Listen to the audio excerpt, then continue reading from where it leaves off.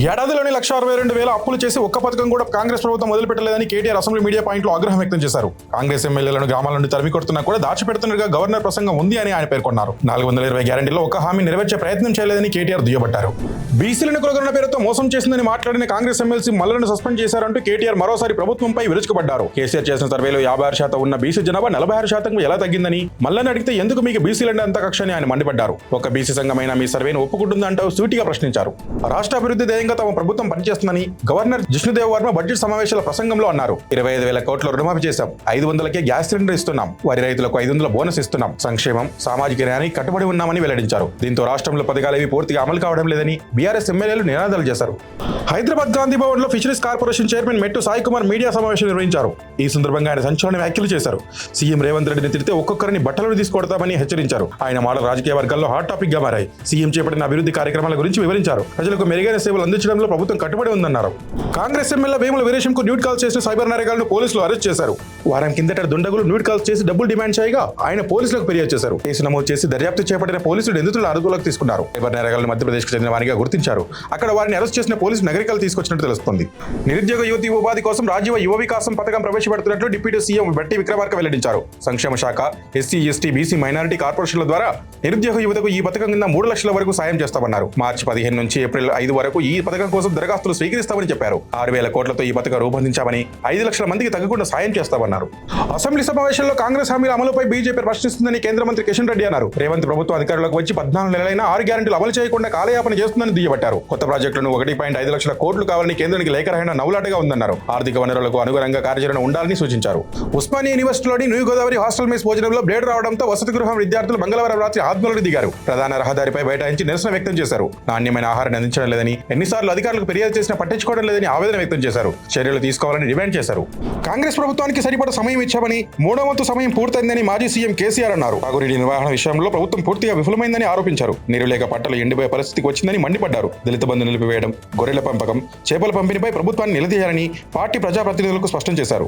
నిన్నటిదాకా fee pour అన్న YCP నేతలు ఇవాళ యువత పోర్ అని పేరు మార్చుకున్నారని మంత్రి లోకేష్ ఎద్దేవా చేశారు. అసలు వాళ్ళ ఆందోళన దేని మీదో, ఏం అడగాలని అనుకుంటున్నారో వారికి క్లారిటీ లేదని విమర్శించారు. తమ ప్రభుత్వం ఏ విషయంపై చర్చించడానికి రెడీగా ఉందని వెల్లడించారు. వైసీపీ వాళ్ళు ఎందుకు చర్చ నుంచి పారిపోతున్నారని మంత్రి ప్రశ్నించారు. వైఎస్ఆర్ ఆశయాల సాధనే లక్ష్యంగా ఆవిర్భవించిన వైసీపీని భుజాలపై మోస్తున్న కార్యకర్తలు, అభిమానులకు వైఎస్ జగన్ పార్టీ ఆవిర్భావ దినోత్సవ శుభాకాంక్షలు తెలిపారు. నా ఒక్కడితో మొదలైన వైసీపీ శక్తివంతమైన పార్టీగా 15వ సంవత్సరంలోకి అడుగుపెట్టింది. ఈ సుదీర్ఘ కాలంలో పార్టీ నిరసన ప్రజలతోనే ఉంది. ప్రజల జీవన ప్రమాణాలు పెంచి దేశంలోని రాష్ట్రాన్ని నెంబర్ 1 నిలబడే లక్ష్యం అంటూ ట్వీట్ చేశారు. రాష్ట్ర ప్రభుత్వం వచ్చే నెలలో రాజధాని అమరావతి పనులను పునఃప్రారంభించనుంది. ఈ కార్యక్రమానికి రావాలని ప్రధాని మోదీని ఆహ్వానించగా ఆయన అంగీకరించినట్లు సమాచారం. త్వరలో ప్రధాని కార్యాలయం అమరావతి పర్యటన తేదీని ఖరారు చేయనున్నట్లు తెలుస్తోంది. కాగా రాజధాని పనులను అట్టహాసంగా మళ్లీ స్టార్ట్ చేయాలని రాష్ట్ర ప్రభుత్వం సన్నాహాలు చేస్తుంది. 9 ఏళ్ల కిందట అమరావతి పనులు మోదీ శంకుస్థాపన చేసిన విషయం తెలిసిందే. ఛాంపియన్స్ ట్రోఫీ ఫైనల్లో భారత్ విజయం సాధించిన అనంతరం రచ్చ చేశారంటూ మధ్యప్రదేశ్లోని దేవాస్లో పలువురు యువకులకు పోలీసులు గుండ్లు కొట్టించారు. శాంతి భద్రతలకు విఘాతం కలిగించారని పేర్కొంటూ గుండ్లు కొట్టించి ర్యాలీ తీయించారు. ఈ వీడియో వైరల్ కావడంతో స్థానిక బీజేపీ ఎమ్మెల్యే గాయత్రి రాజే తీవ్రంగా స్పందించారు. అమాయక యువతను అలా శిక్షించడం సరికాదన్నారు. వారిని వెంటనే విడుదల చేయాలని డిమాండ్ చేశారు. మారిషస్ లో పర్యటించిన భారతదేశంలో ఏ ప్రధానికైనా ఎప్పటికీ ప్రత్యేకమైన నరేంద్ర మోదీ అన్నారు. ఇది కేవలం రాజకీయ అవకాశం మాత్రమే కాదని, కుటుంబాన్ని కలిసే అవకాశమని చెప్పారు. 140 కోట్ల భారతీయుల తరపున మారిషస్ కు జాతీయ దినోత్సవ శుభాకాంక్షలు తెలిపారు. ఇరు దేశాల మధ్య చారిత్రక బంధం మాత్రమే కాకుండా విలువలు, నమ్మకంతో కూడిన సంబంధం ఉందన్నారు. మారిషస్ అభివృద్ధికి కలిసిట్టుగా పనిచేద్దామని చెప్పారు. ఈ నెల 16న ఢిల్లీలో అంతర్జాతీయ భద్రతా సదస్సు జరగనుంది. అమెరికా, కెనడా, బ్రిటన్తో సహా 20 దేశాల గూఢాచారి విభాగాల అధినేతలు పాల్గొనే ఈ కార్యక్రమానికి జాతీయ భద్రతా సలహాదారు అజిత్ దోవల్ అధ్యక్షత వహిస్తారు. ఉక్రెయిన్, రష్యా, గాజా యుద్ధం, తీవ్రవాదం, అంతర్జాతీయ నేరాలను ఎదుర్కోవడం వంటి అంశాలపై వీరు చర్చించనున్నారు. ఆస్ట్రేలియా, జర్మనీ, న్యూజిలాండ్ దేశాల ఇంటెలిజెన్స్ చీఫ్లు కూడా ఈ సమావేశానికి రానున్నారు. పాకిస్తాన్లో బలేష్ మిలిటెంట్ల చెర నుంచి రైలు ప్రయాణికులను విడిపించేందుకు ఆర్మీ చేపట్టిన సైనిక ఆపరేషన్ కొనసాగుతోంది. ఇప్పటివరకు 80 మందిని కాపాడారు. 100 మందికి పైగా ఇంకా బందీలుగా ఉన్నట్లు తెలుస్తోంది. రైల్వే కట్ట నుండి పశ్చిమ వరకు వస్తుండగా ఓ సొరంగం వద్ద మిలిటెంట్లు ట్రాక్ ను బాంబులతో పేల్చేశారు. రైలు మంటల్లో చిక్కుకొని ఆగిపోవడంతో మిలిటెంట్లు దాన్ని హైజాక్ చేసి 30 మందిని చంపేశారు. బంగ్లా అలర్ల అనంతరం భారత్ లో తలదాచుకుంటున్న మాజీ పీఎం షేక్ హసీనాకు మరో షాక్ తగిలింది. ఆమె ఆస్తులు, బ్యాంక్ అకౌంట్ల జప్తుకు ఢాకా కోర్టు అనుమతి ఇచ్చింది. దీంతో హసీనా అధికారిక నివాసం సుధాసదంతో పాటు ఆమె కుటుంబానికి చెందిన ఇతర ప్రాపర్టీలను సీజ్ చేయనున్నారు. హసీనా, ఆమె కుమారుడు సాజిద్, కుమార్తె సైమా వాజిద్, సోదరి షేక్ రహీనా సహా కుమార్తెల బ్యాంక్ అకౌంట్లను నిలిపివేయనున్నారు.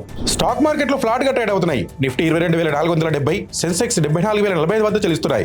గ్లోబల్ మార్కెట్ల నుంచి మిశ్రమ సంకేతాలే అందాయి. చమురు, energy, PSE, PVT bank, commodities, finance, auto, infra, motor షేర్లకు గిరాకీ పెరిగింది. IT, FMCG, health care, pharma, media షేర్లపై సెల్లింగ్ ప్రెజర్ ఉంది. IndusInd, Tata motors, BPCL, Kotak, HDFC top gainers గా ఉన్నాయి. భారత టెలికాం పరిశ్రమలో మరో అనూహ్య పరిణామం చోటు చేసుకుంది. దేశంలో స్టార్లింక్ ఇంటర్నెట్ సేవలు అందించేందుకు ఎలాన్ మస్క్ కు చెందిన స్పేస్ ఎక్స్ తో ఒప్పందం కుదుర్చుకున్నామని రిలయన్స్ జియో ప్రకటించింది. స్టార్లింక్ ఒప్పందంపై ఎయిర్టెల్ ప్రకటన విడుదల చేసిన మరునాడే జియో ఇలా చేయడం గమనార్హం. తమ రిటైల్ స్టోర్లలో స్టార్లింక్ పరికరాలు విక్రయిస్తామని, యాక్టివేషన్, ఇన్స్టాలేషన్ సేవలు అందిస్తామని తెలిపింది. నితిన్ శ్రీలీల జంటగా నటించిన రాబిన్హుడ్ మూవీపై ఆ చిత్ర డైరెక్టర్ వెంకీ కుటుంబంలో ఒక క్రేజీ అప్డేట్ ఇచ్చారు. ఈ సినిమా ప్రమోషన్లకు ఆస్ట్రేలియా క్రికెటర్ డేవిడ్ వార్నర్ హాజరవుతారని తెలిపారు. ఈ సినిమా టీజర్, పాటలకు ప్రేక్షకుల నుంచి సానుకూల స్పందన వచ్చింది. త్వరలో ట్రయల్ కూడా విడుదల చేస్తాం. ఇందులో గెస్ట్ రోల్ పోషించేందుకు ముందుకొచ్చిన వార్నర్ కు కృతజ్ఞతలు అని చెప్పుకొచ్చారు. హైదరాబాద్ బులియన్ మార్కెట్లో బంగారు ధరలు మళ్లీ పెరిగాయి. 22 క్యారెట్ల 10 గ్రాముల గోల్డ్ రేట్ ₹450 పెరిగి 80,650కి చేరింది. 24 క్యారెట్ల 10 గ్రాముల పసిడి ధర ₹400. 24 క్యారెట్ల 10 గ్రాముల పసిడి ధర ₹490 తగ్గడంతో 87,980కి చేరింది. అటు వెండి ధర కూడా ₹100 తగ్గడంతో కేజీ సిల్వర్ రేట్ 1,06,900గా ఉంది. లేటెస్ట్ న్యూస్ తెలుగు మరియు ఇంగ్లీష్ అప్డేట్స్ కోసం ఇప్పుడే క్యూన్యూస్ అఫీషియల్ యాప్ ని ప్లే స్టోర్ నుండి డౌన్లోడ్ చేసుకోండి. సరికొత్త సమాచారాల కోసం క్యూన్యూస్ వెబ్సైట్ ని ఫాలో అవ్వండి. ఛానల్లో ప్రాంతీయ, జాతీయ, అంతర్జాతీయ వార్తలు వీక్షించండి.